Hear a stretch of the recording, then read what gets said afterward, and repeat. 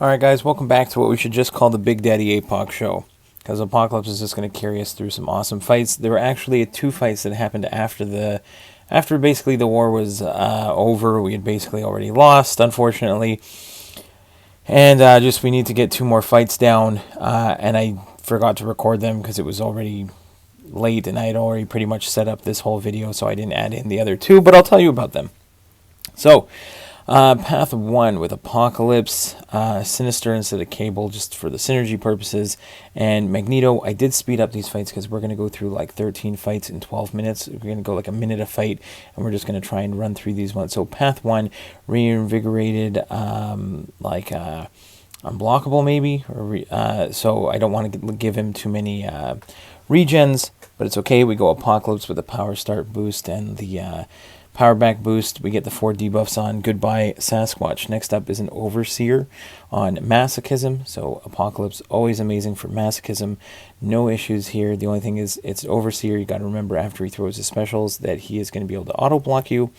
But you can heavy attack him without being worried of being auto blocked. So we're going to go ahead. You can see, look at all that damage. One special, we're going to back off, counter with heavy, wait for his, we're going to back off, wait for his auto block to fall off. We're going to go right back into a special one, parry into a second special one. Goodbye Overseer.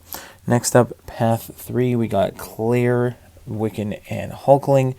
And Hulkling is going to take Shuri here.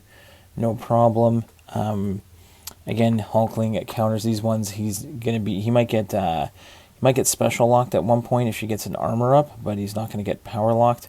And here we don't need to be able to parry in order to get our openings, because we can use Hulkling's abilities to back off, grab charges, and then break, go unblockable through her block, and we throw some nice big specials right there into the block. And goodbye Shuri. Next up is Hulkbuster. Again, Hulkling will absolutely destroy this. The spaced armor doesn't matter. We are shock immune as well, so not a problem here with Hulkbuster. Again, all I need to do is make sure that I turtle up a little bit. I need to turtle up in order to get some charges, then get him to turtle up, and then I throw my special 2 into his block when I get the unblockable charge there, like so, and I don't have to worry about my specials being prevented. So goodbye Hulkbuster. Next up we have Nimrod, and I'm going to butcher this one, but we're going to make it out. But I was pretty confident that I could take a Masochism Nimrod, because I don't really need to parry again with Hulkling. But we are going to try, I think I tried to get him to turtle up in order for me to get my hits in, because I try to build to special 2, and there was a couple times where I just did not get everything going. But there I got a couple intercepts going, had the evade there. But right there, that's the first time where I kind of got hit, and then he catches me on a backdraft. Like, I tried to move back, he hit me, and then he hit me with a special one. I am nervous. I'm like, I don't want to blow this to a Nimrod so early on in section 1. So we throw that special 3, get a huge chunk of damage, and we got to play smart the rest of the way here. We were unblockable coming out of that special 3. We're going to go full evade into another special 3, and I'm just happy I got out of there. It's going to cost me some potions, which is really going to suck, because these last couple wars have been costing me potions. I really needed a deathless war. Next up, I wasn't planning initially to do this Korg on this one here with Scared Stiff and Power Focus 2, but no one was stepping up to the plate. So here comes Big Daddy Apoc to do his thing. He is a global defender, so I have to deal with the flourish charges also, but I can kind of take advantage of them a little bit, because I'm pushing him to 2 bars of power instead of special 1, and it's much easier to avoid the special 2. The only problem is with Scared Stiff, if I don't attack in every 4 seconds, I am going to get rooted, and it can be extremely annoying.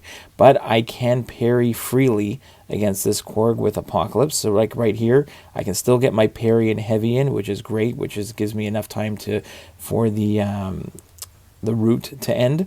So I don't want to get rooted the entire time. But here, there's my invulnerability boost coming in, and I do take a little bit of bleed damage, which is just going to end up making me bleed immune for the rest of the fight and the rest of the war. We take an unblockable special 1 to the face, but then we figure out a way to get we have all 4 of the debuffs on. There I went for a cheeky little hit on his block to remove the flourish charges, push him to another special 2, and grab another special 1, and we get through that really annoying Korg. Now we can go over to the mini on the left side, node 24. We're going to go Magneto against Infamous Iron Man, and we let the magnetism on right away. That's what we do all the time. Always make sure the magnetism is on before you start hitting in. And now we can basically, none of my buffs are going to trigger, at least in this fight. Sometimes it can, but none of my buffs, if I do trigger decks, none of them are going to, it doesn't trigger buffet, which doesn't trigger the regen, which doesn't make him unblockable. The only thing I have to worry about is if my ability accuracy is going to prevent his regen that he gets at like 15%, and I think we do. So this is just, I didn't go for special 3 because it's not so easy to parry heavy Infamous Iron Man. I just figure it's much easier to just go ahead and spam special 1s, get a few prowess, get the bleed. He's not bleed immune, so I can just bleed him out.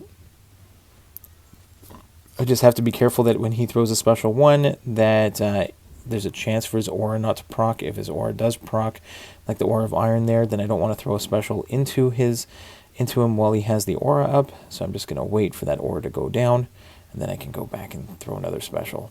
And we bypass the regen at the end as well. Perfect fight from Magneto. Next up, we got Apoc taking on Spider-Man Supreme. This one is on node 30. I just have to be careful not to throw a medium attack. That's the key bit. So I'm just going to parry, heavy attack, parry. There I did trigger the regen, but parry heavy. Then I'm going to go into, I wanted to get to special 2, but the special 1 did so much damage. I'm like, sure, no problem. Let's just go ahead. We're going to block this. Make sure we parry, light attack first. So I'm just, and another special 1, and goodbye, Spider-Man Supreme. Next up, we're going to continue the Apoc route with Thing here on node 46, which we've done a bunch of times, but it wasn't so smooth on this one. I kind of forgot about his charges at the beginning because I was just going parry heavy and then tried to build up to special 2, which is, of course, what I do. But he was still getting even though with the concussion, he was still getting quite a bit of charges, so I wasn't really thinking about it here. And then I remembered I could go ahead and parry heavy, but here it did trigger the unstoppable, so I do take a few hits on the block, so that's just more potions for later, which kind of sucks. But other than that, worked out pretty well. We get the special 3, which is just going to make some of the concussion debuff permanent with a higher potency, so even less chance to trigger his rock stacks. So we go ahead, another special 1. He's melting away. Parry heavy. He's down to only like 4 rock stacks here, so that's fine. We'll throw another special 1, and goodbye, Thing. Now we can do path 3 in section 2. We got Black Widow against Guardian.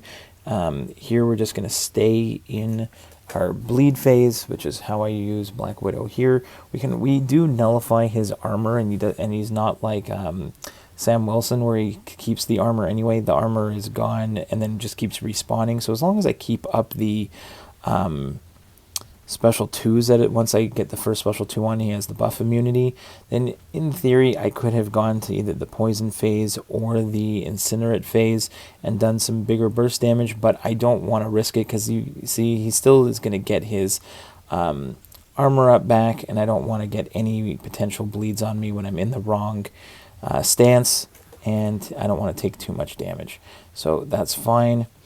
And again, we're speeding up these fights because we got so many. And again, I've got 2 accounts, run them in the same battle group. That's why you're going to see. So we try and get some parity, some different options on both accounts. So when I do those like Act 8 boss solos, you know, if you have good suggestions, then if I have it on one account and not the other, I can try it out on the other one. And we can get a whole bunch of boss solos up on the channel for the new Act 8.2, which I'm slowly getting some boss solos up there. If you take a look, if you look on the playlist, there's a whole playlist of all Act 7, Act 8, some Karina's challenges, lots of stuff in the playlist if you want to take a look. Next up, we're going to go Hulkling, which we had to heal up, but we're going to go Hulkling against Omega Sentinel. That's our best option here.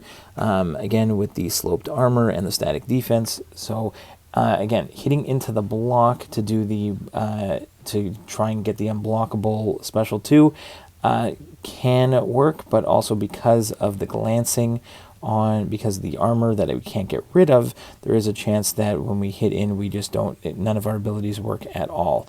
So I'm just going to play it safe here against Omega Sentinel. See here, I'm hitting into the block, but I'm not triggering the unblockable. So I decide I'm just going to go for that special 2, and we get a nice like 14k crit on the last hit there. So bait that heavy attack, go back in. And we're going to try and see. I think again, bait that special 1. Don't want to deal with special 2s. Another decent crit there at the end of that special 2. And one more special 1 evade. Goodbye, Omega Sentinel. Next up, in the boss circle, we went to the right side this time on node 50 against Hulkling. And we're going to take him with Wiccan. This one is like where you can only do like 1% damage, but we're just going to go ahead, and he's got like Vigorous Assault, so the regens are going to make him unblockable, but Wiccan, if you hold block there like I did to get the resistance up, you can block all unblockable hits from Cosmic Champions. So Wiccan, excellent for Hulkling. So here we're just going to make sure that we do a 5-hit combo ending in light to get our neutralize up. 5-hit combo ending in medium gets the incinerate. Nice big old special 2. Look at the damage. He's absolutely melting.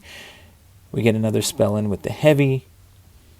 And see the neutralize fell off, so I'm going to go another 5-hit combo ending in light. And done. Next is Terrax on node 53.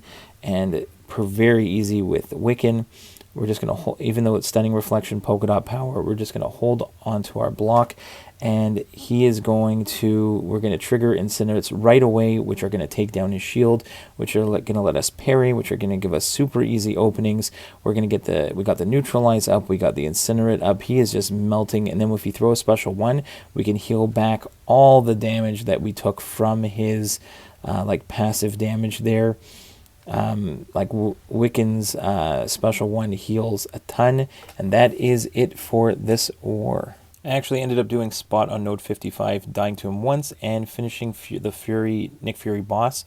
Someone had left like 85% there, and we soloed the rest of it with Apocalypse. So missed out on those ones, but maybe next time. See you guys. Bye-bye.